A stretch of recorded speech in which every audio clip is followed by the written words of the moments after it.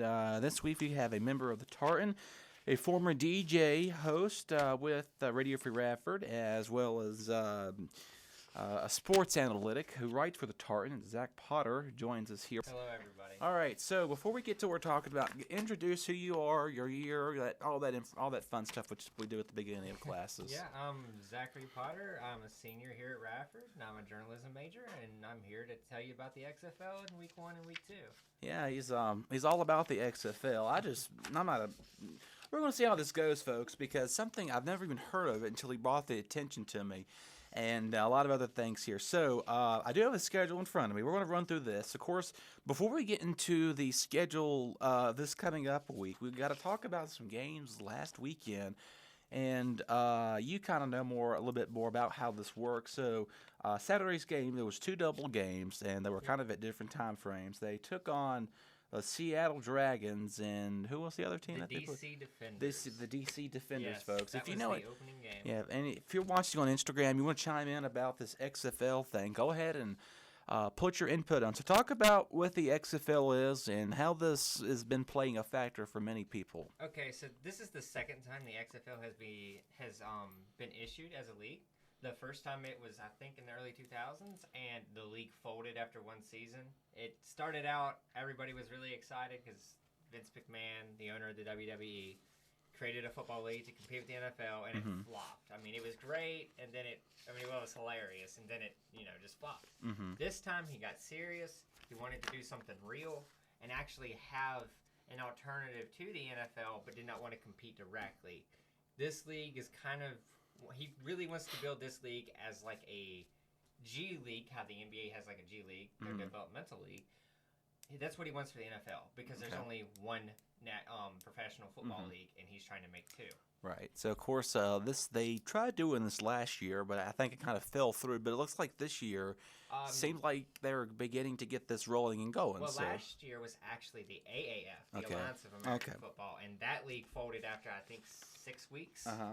Yeah, this league should have enough funding from McMahon to last 3 years. Okay, sounds interesting to see that out there. So let's kind of dive right into it. And of course, XFL, they want to call it Extreme Football League, but that's not really the... I think it is the Extreme Football League. I'm just not 100% sure on it. Okay. But yeah, this league is all about, it's got new kickoffs, new kickoff format, which is supposed to limit on injuries and make it exciting, excuse me. And it's also got a 25-second play clock, unlike the 40-second play clock of the NFL. And it's supposed to be a higher-scoring league. We didn't see that much in the Week 1, but we have seen some high-scoring games, Saturday especially. But it's going to take time for the teams to get used to it and all. But it just takes time. But this league is definitely more fast-paced than the NFL, and it is exciting.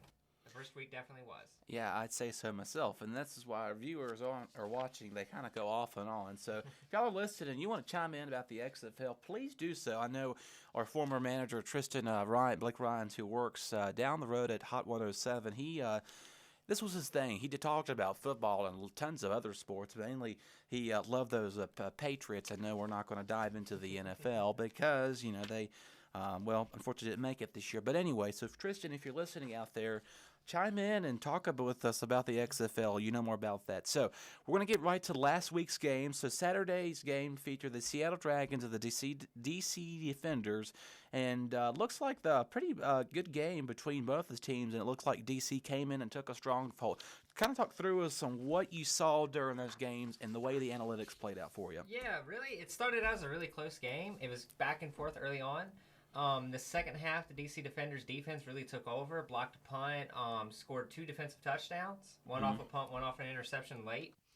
So the defense for the Defenders really took the game over, and also quarterback for the Defenders, Cardell Jones, ex-Ohio State quarterback, won a national championship with Ohio State, only started, I think, 4 games that year, 3 or 4, not very many.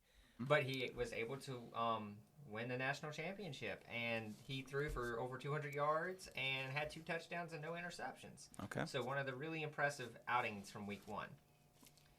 Also, on the Seattle Dragons side, they had a receiver, Austin I can't say his last name correctly, but I think I pronounce it Profel. He had 5 catches for 88 yards for 2 touchdowns. Okay. And he is son of Ricky Profel, who used to play for the St. Louis Rams and Carolina Panthers in the NFL and won 2 Super Bowls with the Rams. Okay. So it sounds like a lot of these young starters are getting an early start to something like this. Of course, you mentioned to me before, most of these are kind of like the college-level people, and they kind of go after that get drafted later on in the NFL, correct? Yeah, a lot of these players are NFL players. Actually, I think the majority of them are ex-NFL players. Mm-hmm. Cardale Jones is an ex-NFL player. He's a 4th-round draft pick. Mm-hmm. And, yeah, Austin Profil even played in the NFL. Cardale Jones never really got a shot in the NFL. Profil never really got a shot, but that's why they're here now. Mm-hmm. They're here to get their shot, show NFL teams what they can do while still making money. Right. Sounds, of course, those people going into the college stage are maybe trying to get a hold of these people, and next thing you know, they're working or playing for the Chiefs or the Patriots or whoever they're playing for, or like we said, this may be the next common thing right after the big NFL Super Bowl. Let's dive right into a younger, I guess, athletic field for these new all-starters, pretty much, I guess. Well, I really wouldn't say it's younger. No. I would say, because the average age is between like 21 and 30, which is relatively younger than the NFL, because these players still want to show they have something to prove, because they still have potential, really. Yeah. So this league is kind of like the second chance league, or the league for the players who didn't get a shot the first time. And I'll explain that more in the second game. Yeah, which we're going to go ahead and go to now. Looked like a big victory win for the Houston Roughnecks and the Los Angeles Wildcats. Houston took home a big win there. No, Los Angeles won the game. Los Angeles. Why does it say on the scoreboard? Oh, wait, no, you are right. Sorry. Okay. I was reading it upside down. Okay, yeah. So I'm going to give you this sheet there, and then see, folks, I'm not a sports analytic by no means, but hey, when I find scores correctly, I know when scores are right. At least you can read a paper. So there you go. Anyway, so the Houston took on about a 20-point lead with the Los Angeles there. Walker, take us through what happened with that game and how the All-Star players pulled it out. Yeah, this was another really close first half game, actually. The scoreboard really didn't do it justice there because it was really competitive early on. However, the Houston's Roughnecks quarterback, P.J. Walker, really had the best performance week 1. Out of everybody that played, he was most easily the best performance week 1. He threw the ball for 270 yards, even had the longest pass of the day was 50 yards for him. He threw for 4 touchdowns and 1 interception. And P.J. Walker was kind of like this story that everybody loved because coming into the league, he never really got looked at really much by the NFL because he was too short. He's like 5'11", I think, or 5'10", even. And yeah, he's this really mobile quarterback. And when he got his chance here in the XFL, he just came out and just blew everybody away. Easily the best player from week 1. Yeah, absolutely. And something like you said, the more they get with this, and especially it gets very tense when those scores are so close and tight knit together. They're like, all right, someone's got to get this win at some point. It can't stay tied or very close to it forever. So something I'll go ahead and mention about the XFL. They actually have revolutionized the extra point after a touchdown. So instead of just kicking a field goal for just the extra point or going for 2 maybe. Yeah. They offer 3 different options and none involve a kicker. Oh, wow. You could go for 1 point from the 2-yard line. You could go from 2 points from the 5-yard line. Or if you really want to try, you could go for 3 points from the 10-yard line. Yeah, wow. It's just a whole new way to play. I think, you think 7 yards 7 points is considered a touchdown. Then you get on this like 10 points to 8 points. Score 9 points off the touchdown. Hey, that's 2 more additional points that someone may need later on, I guess. I mean, nobody went for 3 last week, but we did have a lot of 2s and we had a lot of 1s. Gotcha. Hey, first starters, and it was the first week they played. And switching gears now, we're going to go to our third game. This took place on Sunday, and the Tampa Bay Vipers and the New York Guardians. Talk about another 20-point difference in this game here. That's another low score, and talk about what happened with them. This one was one of the Sunday games really kind of didn't really have the high-octane offense that we saw early on. But in this game, really the I gotta say the big standout was actually the biggest disappointment of the game. Aaron Murray, the quarterback for the Tampa Bay Vipers, he was looked at as being possibly one of the better quarterbacks in the league. He didn't even complete 50% of his passes this day. Oh wow! Yeah, he went 16 for 34. Did throw over 200 yards, but didn't throw a single touchdown. Threw 2 interceptions. For a guy who was I think a 4th or 5th round draft pick coming out of college. Okay. Really just did not show that he deserved really the chance to continue playing in XFL. Right. But we also got to see the first ejection in this game. Ex-Virginia Tech football player Ricky Walker, defensive tackle, was the first ejection in the XFL. He got ejected for throwing a punch in the game. Oh, wow. Yep, but this was a strong performance from the New York Guardians. They got a really good defense. Obviously, the scoreboard shows that. Right. And their quarterback, Matt McGloin, who has a lot of professional experience. Well, a lot in comparison for the league. But he does have experience, and he was able to lead his team to a really good victory, 23-3. Yeah, I see that, and kudos to him, and especially go Hokies, because former, Hokie graduate right there. It's kind of see somebody on the map, and of course there's a couple of other people that from Graduate Tech, additional to that, are also in previous games. Yeah, in the Houston Roughnecks and Los Angeles Wildcats game, the first touchdown scored by the Houston Roughnecks was actually the 50-yard touchdown pass from P.J. Walker to Cam Phillips. Cam Phillips is an ex-Virginia Tech Hokie, and I mean, so a strong outing by Phillips too. Right. Of course, they may not be Radford athletes, but hey, we're going to support our competitive college down the road from here, so we'll root on Virginia Tech Hokies with them. Final game here. This was a 6-pointer by the St. Louis Battlehawks that took on the Dallas Renegades. Renegades. Talk about that. That's a 6-point game difference. That looked pretty well, too. Yeah, this was a comeback, actually, for the St. Louis Battlehawks. They came back, they were down, 9-6, and then came back to win the game. Yeah. This was more of a defensive show, and this game really kind of fell. It didn't live up to the hype, really, to be the primetime Sunday game. And a lot of that had to do with the Dallas Renegades star quarterback and league, basically face of the league. Gotcha. Landry Jones was hurt this week and couldn't play, though he is listed as questionable for next week. Okay. And a lot of people are hoping he will play. However, this game featured a comeback by the Battlehawks. The Renegades just weren't able really to complete scoring drives with their backup quarterback. The Renegades really got to work on their offense. Hopefully, when Landry Jones comes back, they'll be able to be better. But, Renegades, led by their quarterback, Jordan Tiamu, used to play for Ole Miss. Yeah, he had a good game, threw for 200 yards, a touchdown, even ran the most for the quarterbacks for the first week, ran for 77 yards as a quarterback. Oh, wow. That is the most yards for rushing for a quarterback this past week. Yeah, I'd say so, especially just starting out like that, too. Just going on, riding and rushing into it, too.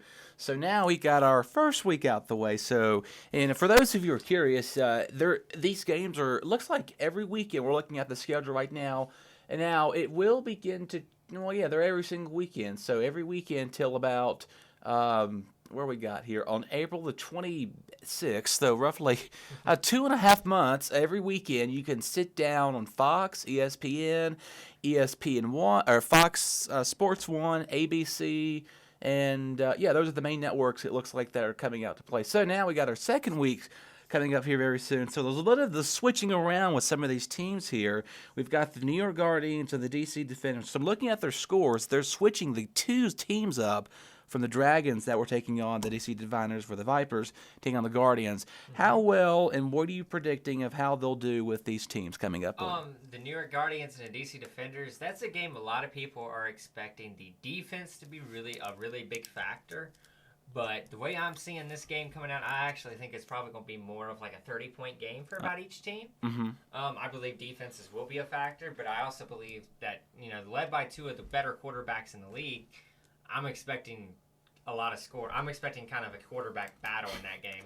But I would say I'd have to give the slight edge to DC Defenders. Okay. They just look stronger in week one, in my opinion, and I just believe Cardell Jones is a little bit better of a quarterback than I believe it's Matt McGloin. Yeah, it is. That's what I figured. But, I believe Cardell Jones is a little bit better than Matt McGloin, and I believe the New York I believe New York probably has a little bit better defense, but DC, I think, kind of evens it out better with a little bit better offense, slightly less good defense, but still, I'm going to give the edge to DC All right. defenders. That game will air on ABC at 2 p.m. on the 15th. Score prediction. What are you thinking here? I'm going to say it's hard to predict scores in the XFL, Yeah, but well, who do you think's going to put it? Let's put it that I'm going way. to say it's going to be like 32-24. All righty, you heard it here, folks. Next game, we're taking on the Vipers and the Sea Dragons. Talk about what you think will happen with that one on Fox at 5 p.m. Saturday. Yeah, now this will be a really good game to see really what happens at quarterback for Tampa Bay.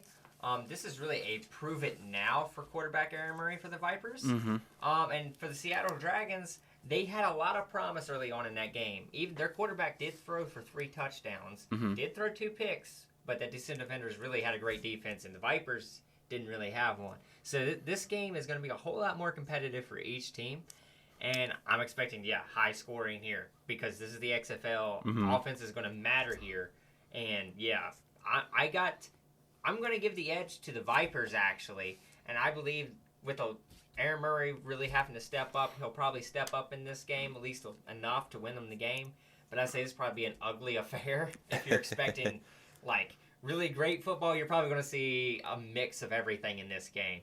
But I'm going to give the slight edge to the Vipers. I just believe, hey, they're going to come through. Yeah. Murray's chance to prove himself. I'm going to say the score is probably going to be about 28, 27 to probably about 18, 19. Yeah, another close-in game right there, too. Think about the Vipers. It's like a victory. It's a car brand, too. So, alrighty, coming up on Sunday, it's the Renegades taking on the Wildcats. What's your prediction on that? That game is set to air on ABC at 3 p.m. Yeah, luckily the thing about week 2 is you got both the teams that lost playing each other, and you got both the teams that won playing each other. Yeah. It just worked out perfectly. But yeah, you got the Renegades playing the Wildcats, and I believe if Landry Jones is the starter for the Renegades are going to walk away with this one and probably really put a hurting on the Wildcats. I just don't think the Renegades can keep up with the Wildcats. I don't think the Wildcats keep up with the Renegades.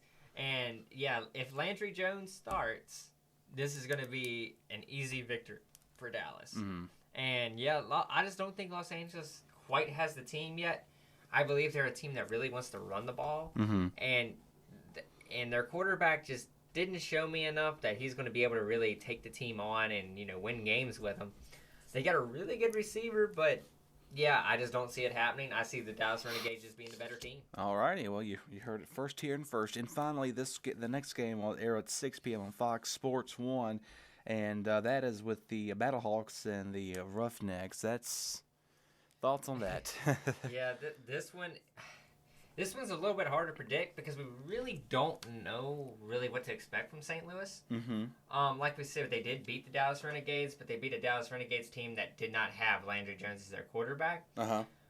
But Houston Roughnecks got P.J. Walker. P.J. Walker's got probably one of the better receiving cores, and I'm expecting nothing less from the Roughnecks. I say they'll probably be the first team to chase 50 points in this game.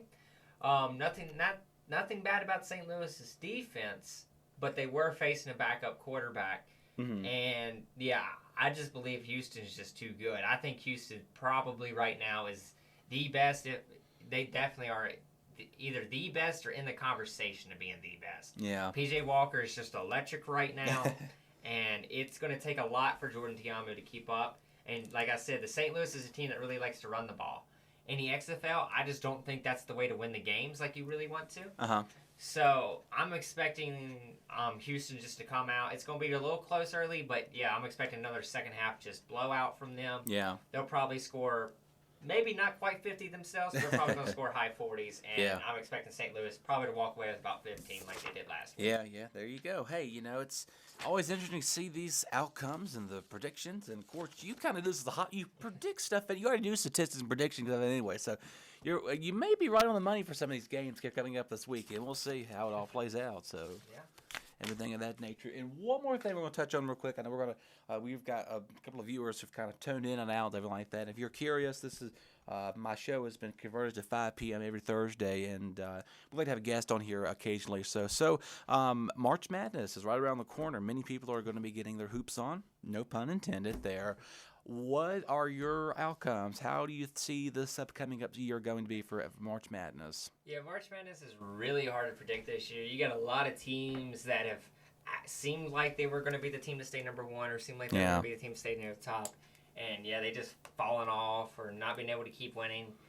And it's happened a lot this year. You've had teams like Michigan State and Duke that were supposed to be the top teams in the country, and they've just not been able to really hold that pedigree. Yeah. I'm looking for teams like Gonzaga to really have a deep run this year in the tournament. Yeah. As much as I hate Gonzaga, I'm expecting them to go a deep run, and this time I might actually put them in the They did pretty good last year. They did pretty good last year. They did. They do good every year, but they never get into the big game. Yeah. But this year, I believe it's a whole lot more chance they'll get into it this year. I just think the rest of the field is just not quite up to par as it normally is. Yeah. Of course, last year we had the Zion Williams accident last year that kind of interfaced with playing Duke and with that game, and kind of gave a lot of people gave him a lot of flack for that incident and stuff like that. But they played it fair, and they played it pretty well towards the Final Four, and then or whenever they got eliminated at that point in time. And so I believe they got eliminated in the Elite Eight. Elite Eight, excuse me. So it's been a long time, folks. My bracket's not in front of me, so I couldn't tell you exactly when they were. So that's why you got the sports expert here in front of me that tells me all about these things. And of course, last year, when I filled my bracket for the first time, I didn't have UVA going all the way. Think about your home college state. You want them to win the victory match. I had Carolina going, and I said, well, they're going to do pretty good. And then obviously they wiped out the ballpark. Last year, my bracket, I told everybody, UVA is going to be the one team that is determined to go the distance. And obviously they were. I mean, they just got beat by a 16 seed. What team is going to be more motivated from week one to go all the way? And I didn't have them winning. I had them playing Michigan State last year and losing to Michigan State. Yeah. In my opinion, Michigan State always beats UVA. It's kind of like their Achilles heel. But it was UVA and Texas Tech in the final. Yeah, that was quite a game to start. I did watch some of the UVA and the Texas Tech game, and of course I just pretty much wait till the highlights that came out, and a lot of that right there. And so, but then the final right there, it's what it was. It was that was during the Elite Eight, everything like that. But UVA pulled off a big win towards those last couple seconds left in the quarter. So a lot of high anxious fans just urging to see if they would get that win. Their last three games in the tournament last year were all nail biters. I know.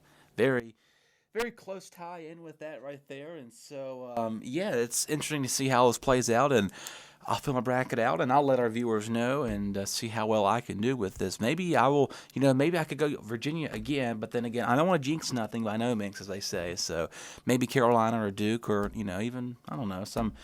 I recommend Gardner-Webb or San Diego State. San Diego State, I believe, is either still undefeated or just has one loss. Yeah, and of course, a lot of, last year, we're going to go back locally, the Radford women's team, they were in the sort of getting to the playoff, but then again, they saw the defeat that we were hoping they would get that there. And of course, how well do you think they will be pursuing if both men's and women's could be pursuing this? I believe the women's are sitting at third in the conference right now, and so they're going to really have to kind of step it up, especially when it comes tournament time, if they want to make it. So do I think they can? Yes. Would I put money on it? Probably not. The men's, however, I have a whole lot more confidence in them. Mm-hmm.